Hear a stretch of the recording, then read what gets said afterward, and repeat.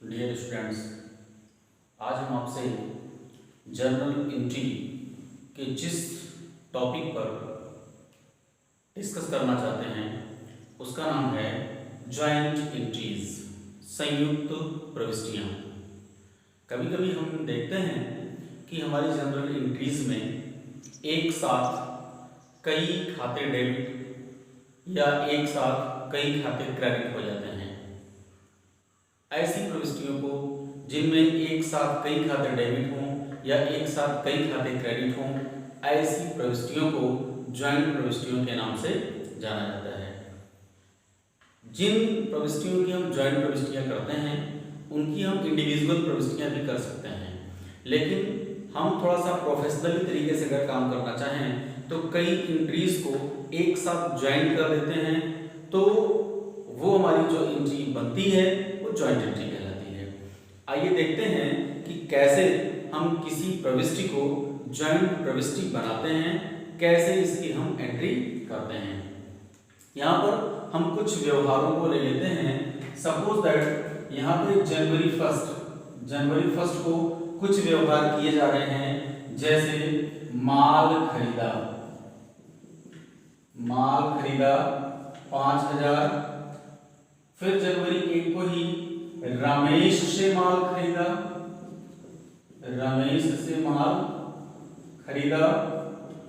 4,000। Next हम इसमें कर लेते हैं कि उधार माल खरीदा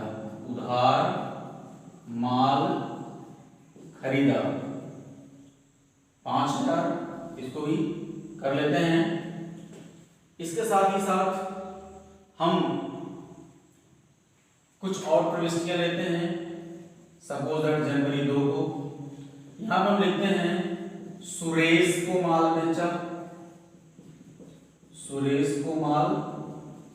बेचा।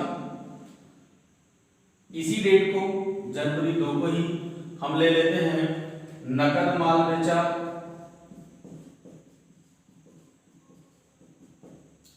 इसी डेट को हम ले लेते हैं उधार माल बेचा। इस पे अमाउंट 5,000, 6,000, 7,000। ये आपके सामने कुछ व्यवहार हैं। यहाँ पर दो बातें ध्यान देने की होंगी, जिनमें से पहली बात आपको दिख रही है कि हम कभी भी जब ज्वाइंट प्रविष्टियां करेंगे, 2-3 प्रविष्टियों को एक साथ ज्वाइंट करेंगे, तो उनमें दो बातें समान होनी चाहिए। उनमें पहली बात आपको दिख रही है कि वे सारे व्यवहार एक ही डेट के होने चाहिए। जब कई व्यवहार एक ही डेट के हों और उनका कोई एक पक्ष समान हो, मीन्स दो बातें होनी चाहिए। पहली बात, ज्वाइंट प्रविष्टि करने के लिए हमारे अंदर या हमारे व्यवहारों में दो चीजें होनी चाहिए। पहला है सभी व्यवहार एक ही तिथि के हों। दूसरा, उन सभी व्यवहारों में कोई एक पक्ष समान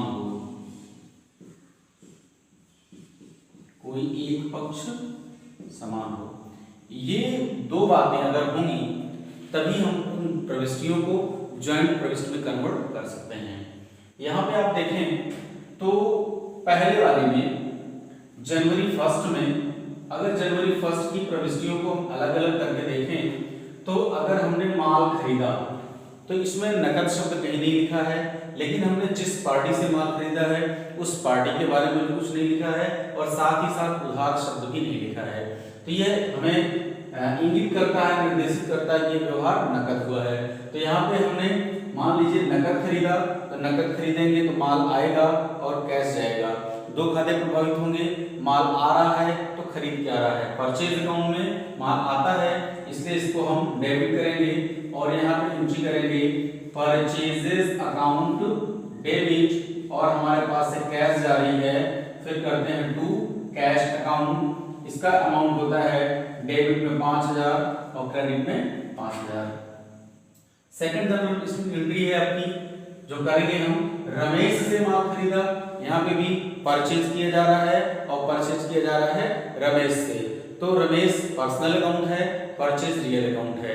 परचेज में माल आता है, रियल अकाउंट के थ्रू ये डेबिट हो जाएगा और रमेश पर्सनल अकाउंट के थ्रू हमें देने वाले हैं इसलिए क्रेडिट हो जाएंगे। इसकी जो जनरल एंट्री बनेगी वो बन जाएगी आपकी purchases account debit to Ramesh. अगर इसके अमाउंट में मेंशन करते हैं तो 4000 डेबिट में और 4000 क्रेडिट में होगा। थर्ड अगर आप देखें तो उधार माल खरीदा, यहाँ पे थोड़ा सा देखने की बात यह है कि उधार माल खरीदा, उधार शब्द दे दिया है लेकिन हमें यह नहीं बताया है कि हमने उधार किससे खरीदा है। तो यहाँ पे प्रभावित होने वाले दोनों पक्षों में एक पक्ष तो हमारा हो जाएगा खरीदा, परचेज अकाउंट। दूसरा, हमने जिससे माल खरीदा है, अकाउंटिंग लैंग्वेज में अगर हमने किसी व्यक्ति से उधार माल खरीदा है तो वो हमारा कहलाता है क्रेडिटर। तो हमारा दूसरा पक्ष क्या हो जाएगा, क्रेडिटर। और हमने आपसे बताया है क्रेडिटर हमारा एक पर्सनल अकाउंट होता है, क्रेडिटर देने वाला है तो पर्सनल अकाउंट के थ्रू क्रेडिट हो जाएगा। और परचेज रियल अकाउंट है, परचेज में माल आता है इसलिए परचेज हमारा डेबिट हो जाएगा। तो इसकी अगर हम एंट्री करते हैं इस व्यवहार की तो वहां पे हमारी जो एंट्री हो जाएगी वो हो जाएगी purchases account debit to creditor, जिससे हमने माल खरीदा है उसका नाम नहीं दिया है। तो इसका भी अमाउंट है 5000 डेबिट में और 5000 क्रेडिट में। अब इन तीनों प्रविष्टियों को अगर हम देखें, इन तीनों व्यवहारों को अगर देखें और इनकी प्रविष्टियों को अगर हम देखें तो यहाँ पे आप देख सकते हैं कि डेट सबकी समान है, जनवरी 1 और जनवरी 1 मींस जनवरी 1 के ये हमारे तीनों एंट्रीज हैं, तीनों ट्रांजैक्शंस जनवरी 1 के हैं। पहली शर्त कंप्लीट हो रही है कि सभी व्यवहार एक ही तिथि के हों और दूसरी जो कंडीशन है इनमें से कोई एक पक्ष समान हो। अगर आप देखें तो परचेजेस अकाउंट यहाँ भी डेबिट है, परचेजेस अकाउंट यहाँ भी डेबिट है और परचेजेस अकाउंट यहाँ भी डेबिट है। तीनों जगह पर परचेजेस अकाउंट डेबिट है। तो इन प्रविष्टियों को आप देखिए दूसरी शर्त भी पूरी हो रही है, उन सभी व्यवहारों में कोई एक पक्ष समान हो। तो परचेजेस अकाउंट और तीनों एंट्रीज में डेबिट है। मींस ये दोनों शर्तों को पूरा कर रही है प्रविष्टियां, एक ही व्यवहार की सारी प्रविष्टियां हैं और इन तीनों प्रविष्टियों का कोई एक पक्ष समान है। ऐसी स्थिति में हम इन प्रविष्टियों को ज्वाइन कर सकते हैं। अब ज्वाइन करने के लिए हमें क्या करना होगा, जैसा आपने फैक्टर वगैरह में कॉमन लेना सीखा था बिल्कुल वैसे ही यहाँ पे जो पक्ष तीनों में है उसे हम एक बार लिख लेते हैं। जैसे यहाँ पे देखें तो जनवरी 1 को परचेजेस अकाउंट तीनों में है तो हम कर देंगे परचेजेस अकाउंट डेबिट, इसे एक बार लिख देंगे। फिर क्रेडिट में तीनों को हम अलग अलग लिखेंगे। तो पहली प्रविष्टि था टू कैश अकाउंट, तो यहाँ कैश अकाउंट। दूसरे में है टू रमेश नाम है, इसके आगे हम अकाउंट शब्द का इस्तेमाल नहीं करते हैं। टू रमेश और टू क्रेडिटर। आप देखें यहाँ पे तीन पक्ष हैं, टू क्रेडिटर। अब कैश हमने कितने का परचेज किया है, क्रेडिट में लिखेंगे 5000 क्योंकि क्रेडिट वाली लाइन है इसकी सीट में। फिर रमेश से कितने का हमने परचेज किया है तो 4000 और फिर क्रेडिटर से हमने कितना परचेज किया है तो 5000 और इन तीनों को आप ऐड कर देंगे तो आपको हो जाएगा 14000। इसके नरेशन को लिखेंगे बीइंग गुड्स परचेज्ड, लिखेंगे नरेशन अगर इसका बनाते हैं लिखते हैं being goods purchased for cash. अब कैश के साथ रुपीस जितने का आपने खरीदा है कैश। फिर रमेश, आपने रमेश से भी खरीदा है, रुपीस कितने का आपने खरीदा है मेंशन कर सकते हैं। एंड क्रेडिटर, आपने लेनदारों से कितना खरीदा है रुपीस लगा के हम इसको मेंशन कर सकते हैं। इस तरह से ये आपके पहले वाले ट्रांजैक्शंस की जो एक ही डेट के ट्रांजैक्शंस किए गए हैं इसकी ये जॉइंट एंट्री हो गई। नेक्स्ट पॉइंट है आपका सेकंड, इसे हम हटा देते हैं। अगर हम देखें तो जो दूसरा वाला हमारा ट्रांजैक्शन है जो कि जनवरी 2 को हुआ है, इसको अगर हम जॉइंट एंट्री में कन्वर्ट करना चाहें तो कैसे इसको कन्वर्ट करेंगे। ठीक है, तो यहाँ पे आप देखें रमेश, देखो पहला एक चीज तो दोनों में कॉमन हो गई, सारी इन तीनों में कॉमन हो गई कि जनवरी 2 के सारे ट्रांजैक्शंस हैं, मींस तीनों की डेट इक्वल है, समान है। अब हम इसकी एंट्रीज को अलग अलग करके देखते हैं। तो यहाँ पे सुरेश को माल बेचा तो प्रभावित होने वाले पक्ष में एक सुरेश हो गया, और दूसरा हमने बेचा है तो दूसरा हो जाएगा आपका सेल। एक सुरेश और दूसरा सेल। सेल हमारा रियल अकाउंट होता है, ठीक है, और सुरेश हमारा पर्सनल अकाउंट होता है। तो सुरेश में हम पर्सनल का रूल लगा देंगे और सेल में रियल का रूल लगा देंगे। तो सुरेश को जब माल बेचेंगे, सुरेश पाने वाले हुए, तो पाने वाले के कारण सुरेश क्या हो जाएगा, डेबिट हो जाएगा। और दूसरा सेल्स में माल जाता है, रियल अकाउंट के थ्रू व्यवसाय से जाने वाले को क्रेडिट करते हैं, ये आपको हो जाएगा क्रेडिट। ऐसी स्थिति में अब आपको जो जनरल एंट्री क्रिएट हो रही है वो हो रही है जनवरी 2 को आप करेंगे Suresh debit to sales account. Amount है इसका 5000। सेकेंड एंट्री जो है वो भी जनवरी 2 को ही है। नकद माल बेचा, यहाँ पे भी प्रभावित होने वाले दो पक्ष हुए, एक तो कैश और दूसरा सेल। कैश रियल अकाउंट होगा और सेल्स भी रियल अकाउंट। देखिए दोनों रियल अकाउंट हैं। कैश जब हम नकद माल बेचेंगे तो कैश आएगी, आने वाले को डेबिट, और सेल्स माल जाएगा तो सेल्स को क्रेडिट करते हैं। तो यहाँ पे जो जनरल एंट्री हमारी बन जाएगी वो हो जाएगी cash account debit to sales account. इसका अमाउंट है 6000 डेबिट में और 6000 क्रेडिट में। थर्ड ट्रांजैक्शन की बात अगर करें तो यहाँ पे आप देखिए उधार माल बेचा, तो एक पक्ष तो हो गया बेचा, मींस ये हमारा रियल अकाउंट हो गया बेचा, सेल्स अकाउंट रियल अकाउंट हो गया। दूसरा पक्ष उधार माल बेचा। जब हम उधार माल खरीदते हैं तो उसे हम क्रेडिटर बोलते हैं। ऐसे ही जिसे हम उधार माल बेचते हैं उसे हम डेटर बोलते हैं। तो डेटर भी हमारा पर्सनल अकाउंट होता है, हमने आपसे बताया था डेटर और क्रेडिटर दोनों पर्सनल अकाउंट होते हैं। तो पर्सनल अकाउंट में अगर हम रूल लगाते हैं पर्सनल अकाउंट का, तो पाने वाले को ऋणी और देने वाले को धनी करते हैं। तो जब हम उधार माल बेचेंगे तो डेटर पाने वाला होगा, इसलिए पाने वाला क्या हो जाएगा, डेबिट हो जाएगा। और सेल्स में माल जाता है इसलिए क्या हो जाएगा, ये क्रेडिट हो जाएगा। और इसकी जब जनरल एंट्री क्रिएट करेंगे तो हम एंट्री करेंगे debtor debit to sales account. इसका भी अमाउंट हम देखते हैं 7000 डेबिट में और 7000 क्रेडिट में। अब यहाँ पे अगर देखें तो पहली कंडीशन जनवरी 2 के सारे ट्रांजैक्शंस हैं, फर्स्ट सेकंड थर्ड, ये तीनों ट्रांजैक्शन की डेट समान है, मींस पहली शर्त हमारी पूरी हो रही है कि तीनों ट्रांजैक्शंस की समान डेट है।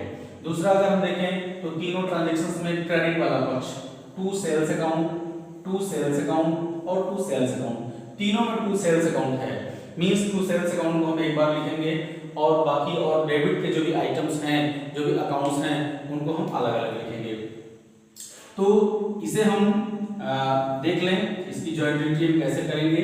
तो जॉइंट एंट्री करने के लिए नीचे कर दे रहे हैं, इसकी एंट्री करेंगे हम सुरेश डेबिट। दूसरे वाले में है कैश अकाउंट डेबिट, हमने सुरेश पे अकाउंट नहीं लगाया, आपको बताया था कारण हमने। तीसरा है debtors account debit to sales account, हम एक बार लिख देते हैं टू सेल्स अकाउंट। तो यहाँ पे अमाउंट अगर मेंशन करने की बात हो तो सुरेश को हमने 5000 का माल बेचा है, कैश हमने 6000 का गुड्स को सेल किया है, और डेटर को हमने 7000 का गुड्स को सेल किया है। और इसको हम अगर ऐड कर दें तो 18000 का गुड्स हमने टोटल सेल किया है।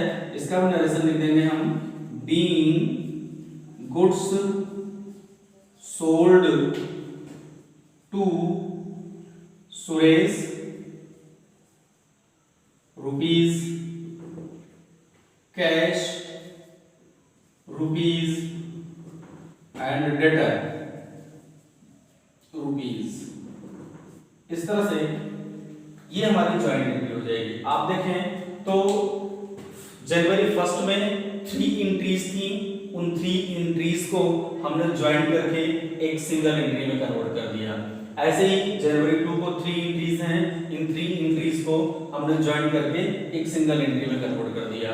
तो इस तरह से जब हम एक ही तिथि पर होने वाले विभिन्न व्यवहारों को एक एंट्री में कन्वर्ट कर देते हैं तो उसे ही हम बोलते हैं ज्वाइंट एंट्री बनाना। तो ये तो मैंने परचेज और सेल में ज्वाइंट एंट्री आपको करके दिखाई। ऐसे जितने तरह के ट्रांजैक्शंस होते हैं उनके नेचर को देखते हुए, उनके बिहेवियर को देखते हुए और इन दोनों शर्तों को देखते हुए, मींस सिचुएशन नंबर 1 और सिचुएशन नंबर 2, इन दोनों सिचुएशंस को देखते हुए हम उन सारी एंट्रीज को ज्वाइंट कर सकते हैं। तो थियरी के रूप में आप लिख लेंगे कि संयुक्त प्रविष्टियां क्या होती हैं, तो 2 या 2 से अधिक व्यवहार यदि उनमें 2 चीजें, 2 शर्तें काम कर रही हों। पहली शर्त सभी व्यवहार एक ही तिथि के हों और दूसरी शर्त जो भी व्यवहार हैं उन सारे व्यवहारों में किए जाने वाले लेन देनों में एक पक्ष समान हो, तो ऐसी स्थिति में उन प्रविष्टियों की ज्वाइंट प्रविष्टियां बनाई जा सकती हैं। ठीक है, एग्जाम्पल के रूप में आप ये दोनों मेंशन कर देंगे। इस तरह से उम्मीद करते हैं कि आपको इस वीडियो के द्वारा ज्वाइंट एंट्री समझ में आ गई होगी। धन्यवाद।